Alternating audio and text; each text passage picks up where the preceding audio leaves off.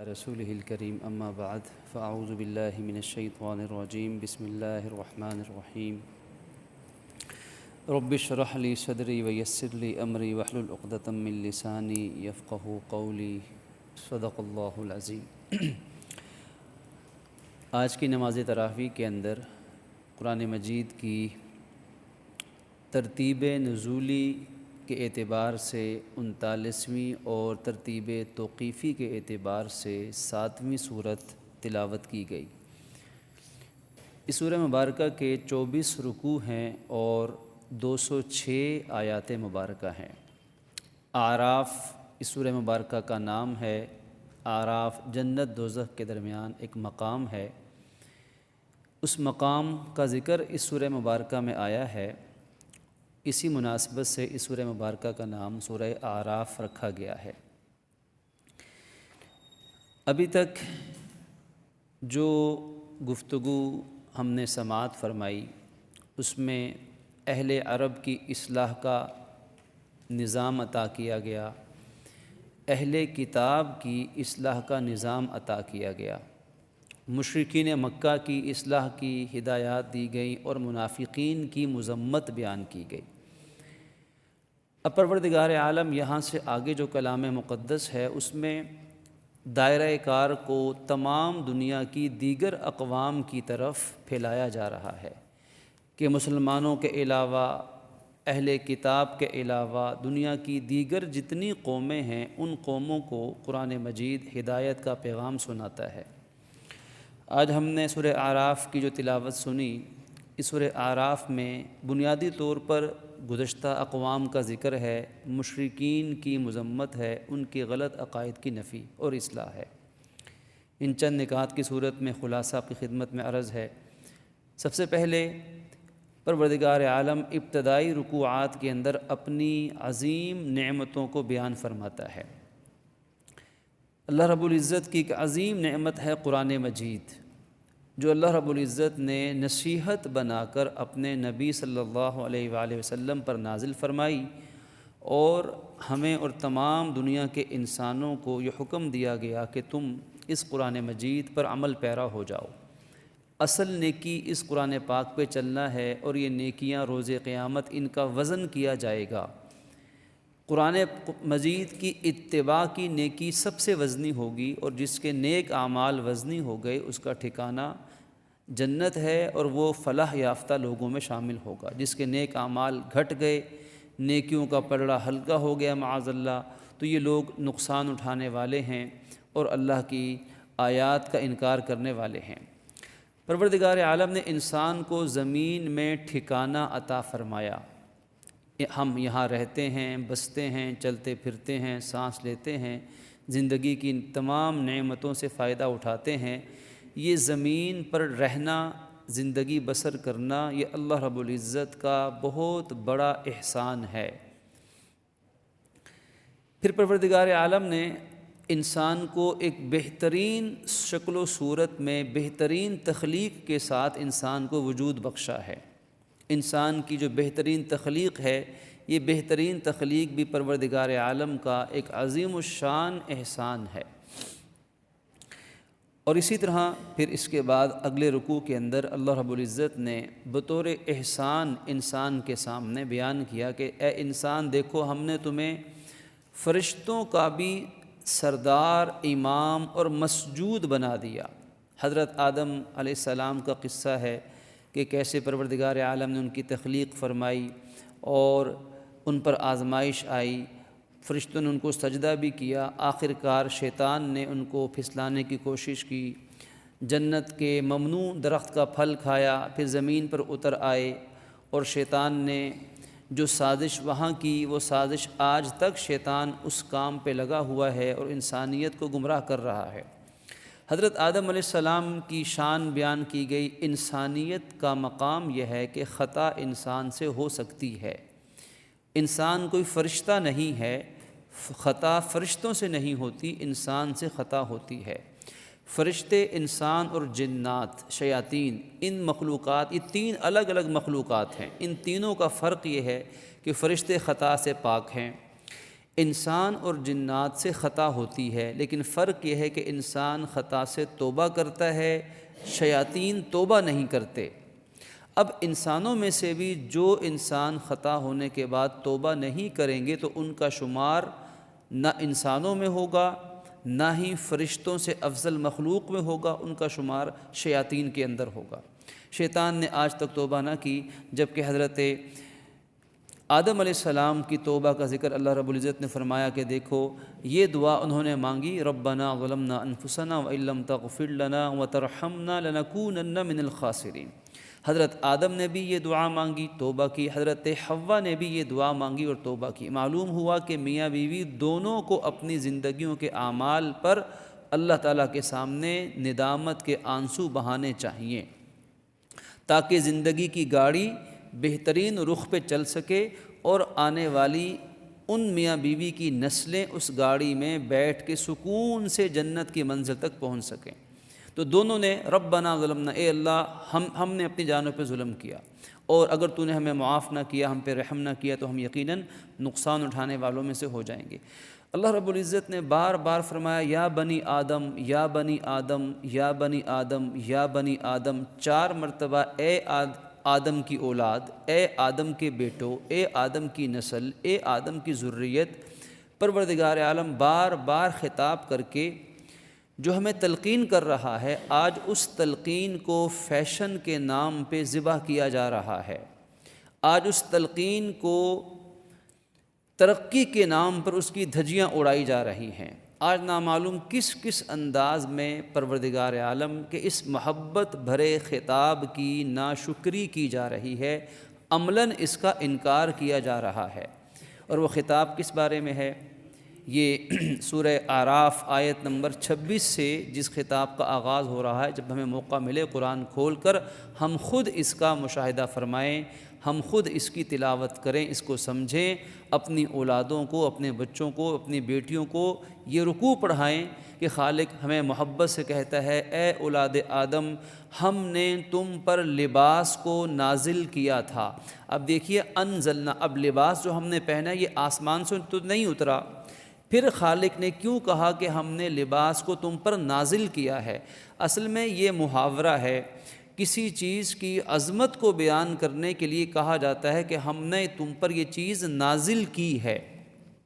جیسے قرآن عظیم ہے تو اللہ نے نازل کیا، ایسے ہی لباس اتنا اہم ہے انسانیت کے لیے کہ جب آدم علیہ السلام اور ان کی اولاد زمین پر آ گئی، آدم علیہ السلام کے ذریعے سے نسل انسانی شروع ہو گئی، اب اللہ تعالیٰ نے ہمیں یہاں آ کے سب کچھ دیا، اس زمین پر زمین، آسمان، کھانا پینا، سانسیں، سب کچھ دیا، لیکن انسان کے زمین پر اترنے کے بعد خالق اس نعمت کو سب سے پہلے بیان کر رہا ہے اس مقام پر کہ ہم نے تمہیں لباس کی نعمت عطا فرمائی ہے، کیونکہ لباس سب سے اہم چیز ہے۔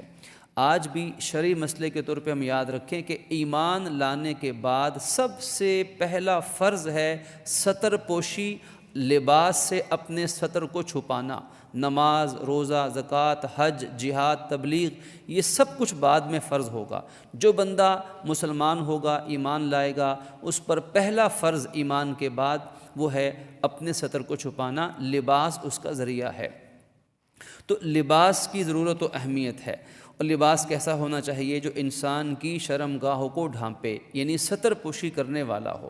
اب مرد کا ستر ناف سے لے کر گھٹنوں کے نیچے تک، عورت کا ستر اس کے چہرے کی گولائی، ہاتھ کلائی سے نیچے اور پاؤں ٹخنے سے نیچے، ان 3 حصوں کے علاوہ اس کا پورا بدن عورت کا وہ ستر میں شامل ہے۔ لباس ایسا ہونا چاہیے کہ جو ستر کو ڈھانپے بھی، لباس ایسا ہونا چاہیے جو اتنا کھلا ہو، اتنا ڈھیلا ہو کہ ستر کی انسانی جسم کی بناوٹ ظاہر نہ ہو، اور اتنا موٹا ہو کہ اس سے بدن جھلکے نہ، بدن نظر نہ آئے۔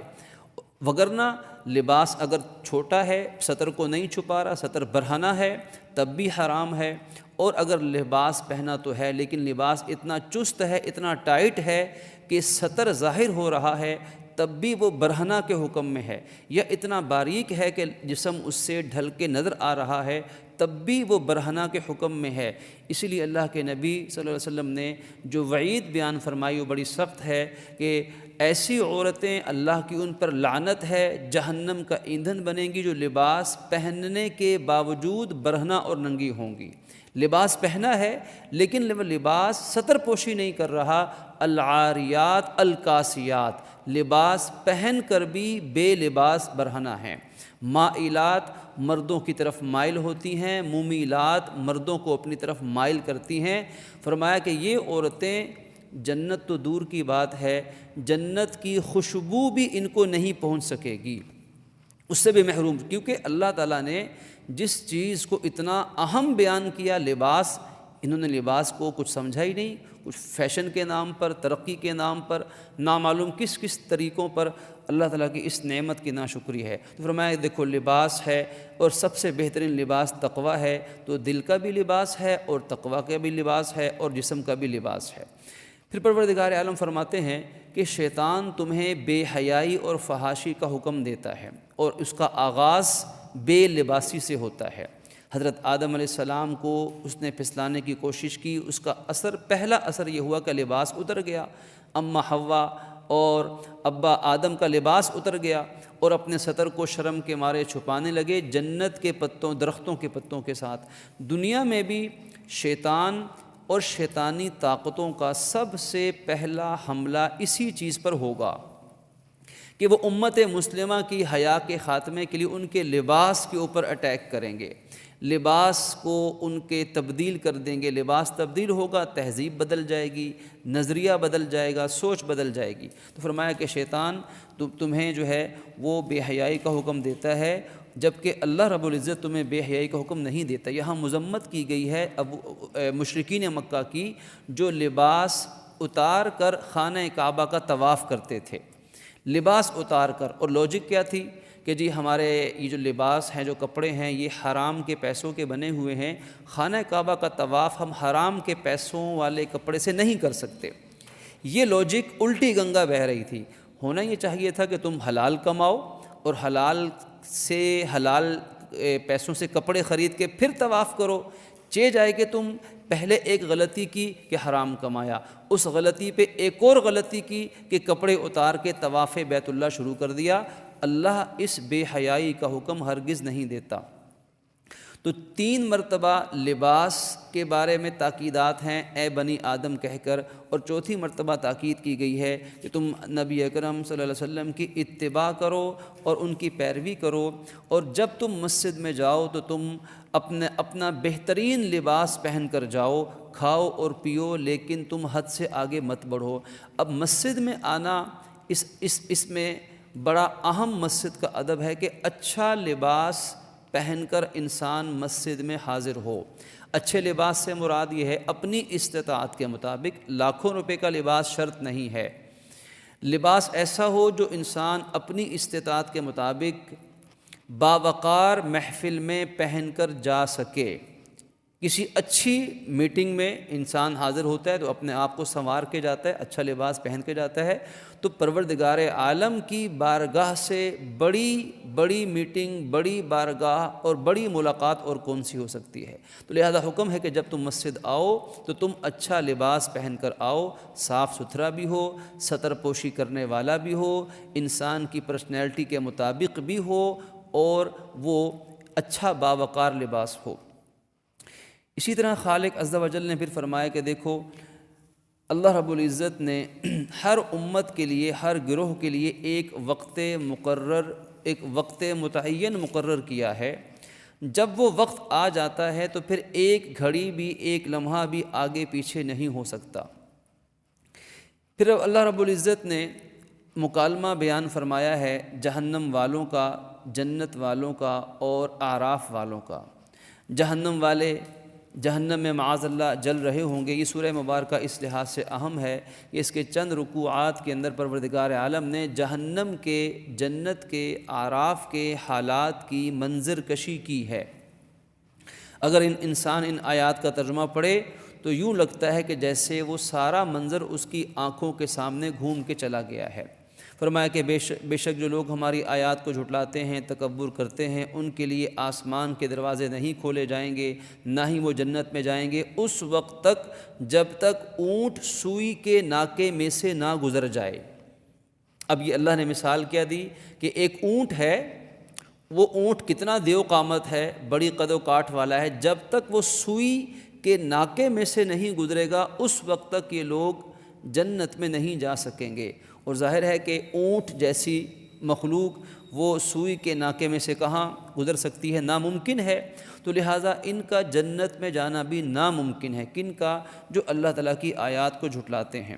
اور فرمایا کہ ان کے لیے معاذ اللہ جہنم کا بچھونا ہوگا۔ میہات کے معنی زمین، جیسے ہم کارپٹ بچھاتے ہیں، کوئی بیڈ، کوئی میٹرس بچھاتے ہیں، تو معاذ اللہ جہنمیوں کے نیچے آگ، جہنم کے انگارے معاذ اللہ بچھائے جائیں گے۔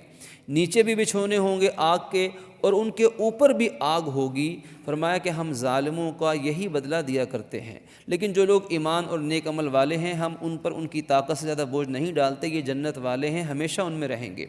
اور جنت کی نعمتوں میں سے ایک نعمت ہوگی، لوگوں کے دل آپس میں بالکل صاف ہو جائیں گے۔ وَنَزَعْنَا مَا فِي صُدُورِهِم مِّن غِلٍّ تَجْرِي مِن تَحْتِهِمُ الْأَنْهَارُ۔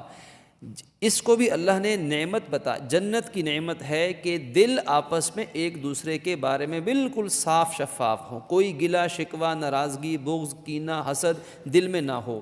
یہ جنت کی نعمت ہے۔ دنیا میں کچھ نہ کچھ انسانوں کے دلوں میں رہ جاتا ہے، لیکن اگر کوئی انسان دنیا میں بھی ایسا ہو جس کے دل میں اپنے ماں باپ، بہن بھائی، بیوی، بچے، دوست، خاندان، مسجد کے نمازی، کلیگ، ہم جماعت، ہم پیشہ، کسی انسان کے بارے میں اگر اس کے دل میں کوئی برائی نہ ہو تو سمجھ لیں کہ یہ انسان بھی جنتی ہے، کیونکہ یہ جنت والوں کی نشانی ہے کہ جنت والوں کے دل ایک دوسرے کے بارے میں بالکل صاف ہوں گے۔ اسی لیے اللہ کے نبی صلی اللہ علیہ وسلم نے ایک شخص کو دیکھ کر جنت کی بشارت دی، جن کے بارے میں تحقیق سے پتہ چلا کہ ان کی خوبی یہ ہے کہ ان کے دل میں کسی کے بارے میں کوئی ملال، کوئی میل، کوئی کجروی نہیں، دل بالکل صاف اوروں کے بارے میں۔ فرمایا وہ کہیں گے تمام تعریفیں اس اللہ کے لیے جس نے ہمیں یہاں تک پہنچایا، جنت تک پہنچایا۔ اگر اللہ ہمیں توفیق نہ دیتا تو ہم جنت تک نہ پہنچ سکتے۔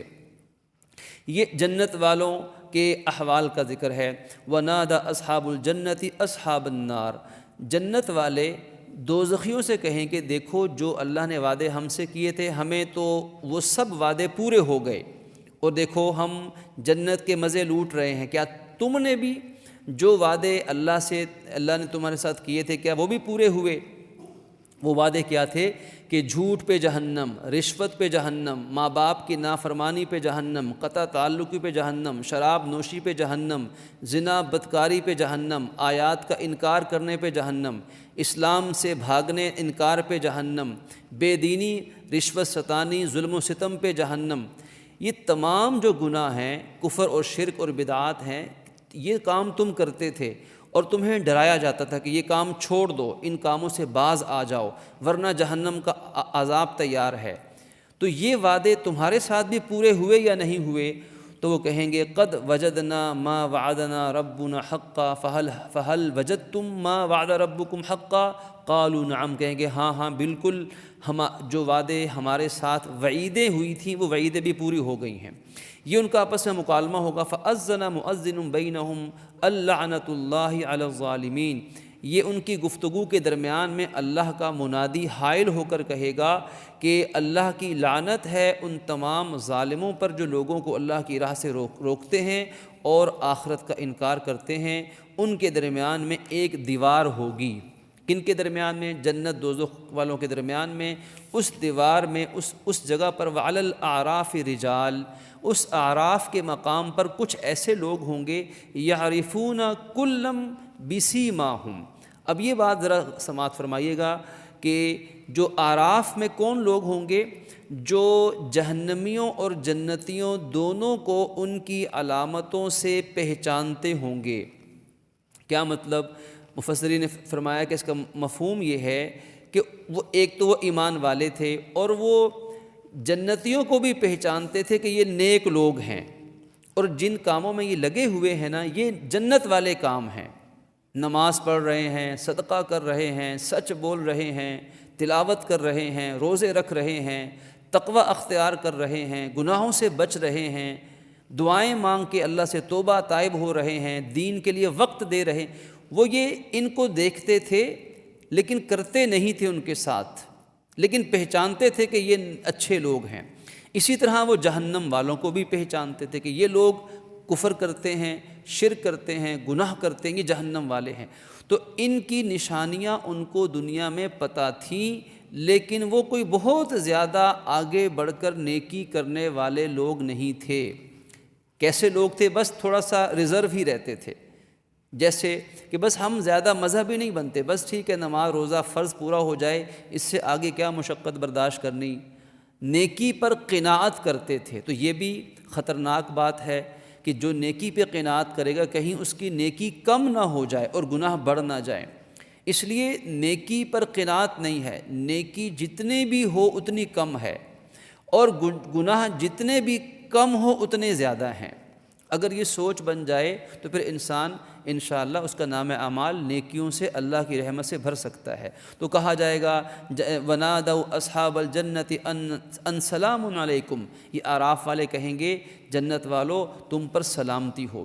جب ان اعراف والوں کی نظریں جہنم والوں کی طرف پھیری جائیں گی تو فوراً کہیں گے یا اللہ تیرا شکر ہے کہ تو نے ہمیں ان ظالموں کے ساتھ نہیں ٹھہرایا، تو ہمیں ان ظالموں کے ساتھ کبھی بھی شامل مت فرمانا۔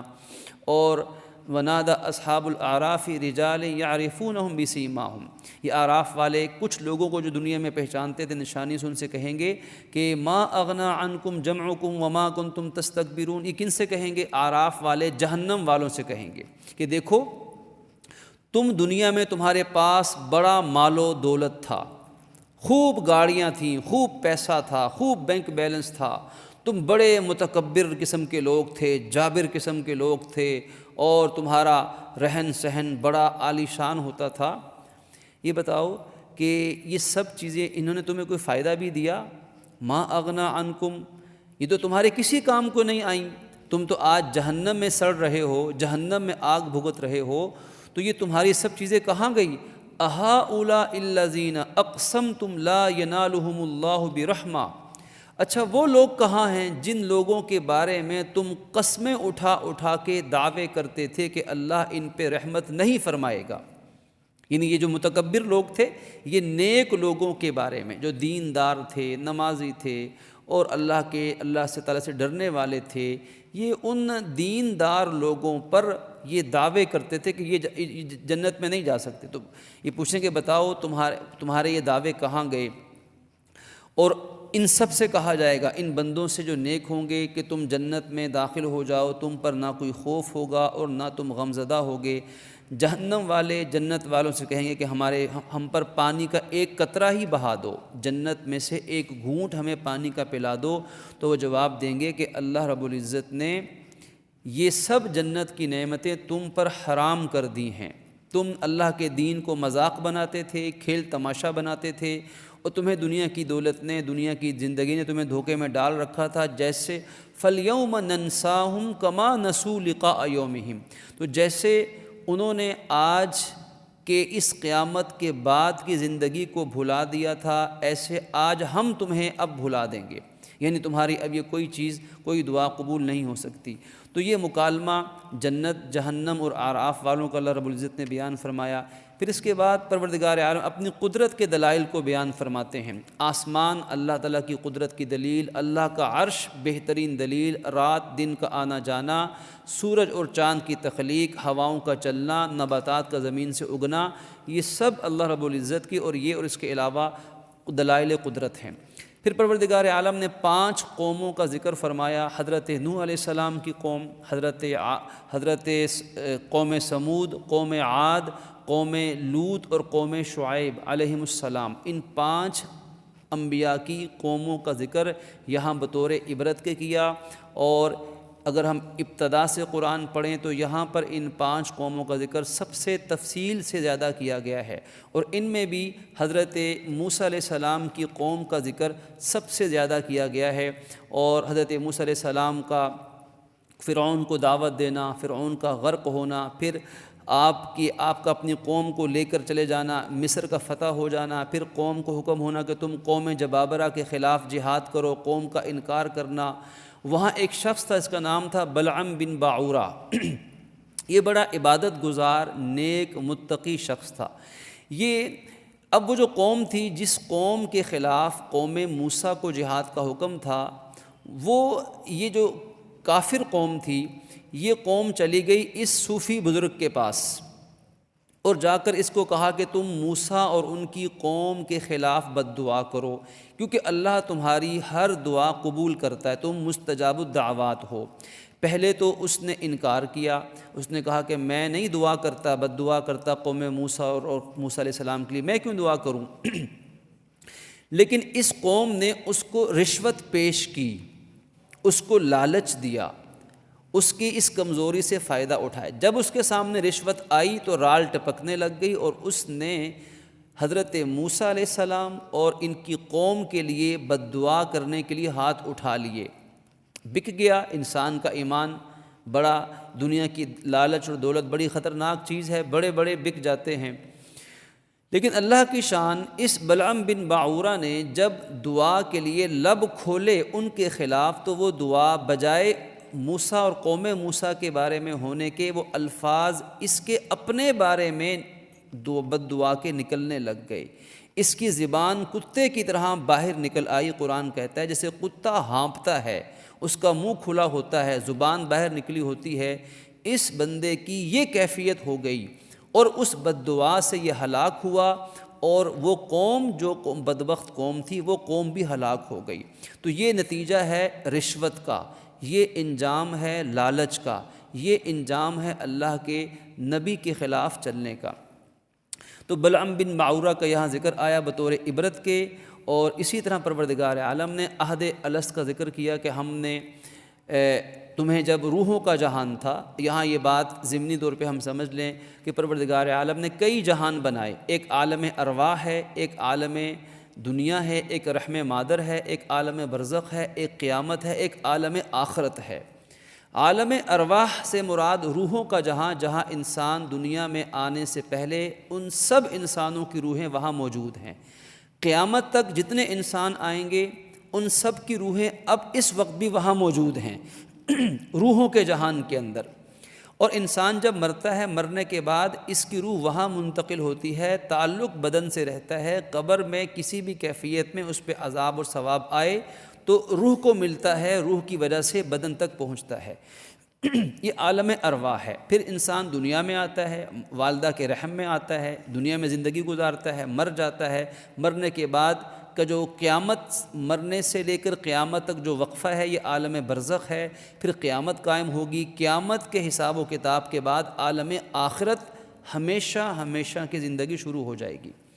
اب اس میں جو عالم ارواح ہے، اس عالم ارواح میں قرآن کے اس بیان کے مطابق تمام انسانوں کی روحوں کو اللہ رب العزت نے اکٹھا کیا۔ اکٹھا کرنے کے بعد سب سے پوچھا الست بربکم، کیا میں تمہارا رب نہیں ہوں؟ تو تمام انسانی روحوں نے جواب دیا، اور بعض روایات کے مطابق سب سے پہلے جب اللہ تعالیٰ نے یہ سوال پوچھا تو روح محمد صلی اللہ علیہ وآلہ وسلم گویا ہوئی کہ یا اللہ بلا کیوں نہیں، تو ہی ہمارا رب ہے۔ جب حضور کی روح نے جواب دیا، روح مقدس نے، تو تمام انبیاء علیہ السلام نے بھی سن کے جواب دیا، قالوا بلا، کیوں نہیں، تو ہی ہمارا رب ہے۔ جب سارے نبیوں نے جواب دیا تو ان تمام انبیاء کی تمام امتوں نے بھی جواب دیا، چاہے وہ مسلم ہیں چاہے وہ غیر مسلم ہیں، وہاں سب یہ وعدہ اقرار کر کے آئے کہ یا اللہ تو ہی ہمارا رب ہے، یعنی ہم دنیا میں جانے کے بعد تیرا حکم مانیں گے، تیری نافرمانی نہیں کریں گے۔ خالق ہمیں یہ وعدہ قرآن کے ذریعے سے یاد کرواتا ہے کہ دیکھو تم یہ وعدہ کر کر آئے ہوئے ہو، اس وعدے کی پاسداری کرو۔ اسے عہد الست کہا جاتا ہے۔ یہ انسانی وعدوں میں سب سے اہم وعدہ ہے جو بندے نے اپنے خالق سے کیا، بندگی کے بارے میں کیا اور عالم ارواح میں کیا۔ اس سورہ مبارکہ میں نافرمانوں کو مثال ان کی دی گئی ہے کہ جیسے چوپائے ہیں۔ اب جانور، مال مویشی جو ہیں، اب ان میں عقل و خرد نہیں ہوتی، یہ کوئی عقل سے لوجک سے نہیں چلتے، بس جو بن گئے جیسے بن گئے بس ویسے ہی ہیں۔ فرمایا کہ جو اللہ کے نافرمان ہیں ان کی مثال چوپایوں جیسی ہے، مال مویشیوں جیسی ہے، کہ یہ بھی عقل سے، سمجھداری سے کام نہیں لیتے۔ اور ساتھ ساتھ شرک کی مذمت بھی کی گئی ہے۔ آخری بات پروردگار عالم نے بڑے ہی پر اثر انداز میں بیان فرمایا کہ دیکھو، جن کو تم اللہ کے سوا معبود سمجھ کے ان سے مدد مانگتے ہو، بتاؤ کیا ان کے ہاتھ ہیں جن سے وہ کام لیتے ہیں؟ بتاؤ ان کے پاؤں بھی ہیں جن سے وہ چلتے ہوں؟ ان کی زبانیں بھی ہیں جن سے وہ بولتے ہوں؟ جب ان میں نہ بولنے کی صلاحیت، نہ سننے کی صلاحیت، نہ پکڑنے کی ہمت، نہ چلنے کی طاقت، تو تمہاری مدد کہاں سے کریں گے؟ پھر وہ معبود کیسے ہو گئے؟ پھر خدائی اختیار اور طاقت ان میں کہاں سے آ گئی؟ یہ کون سی لوجک ہے، کون سی عقل ہے؟ تو انسانی عقل کو جھنجھوڑا گیا ہے۔ شرک کرنے والوں کی جو عقل پہ پردے پڑے ہیں، ان پردوں کو اٹھانے کی کوشش ان آیات سے کی گئی ہے۔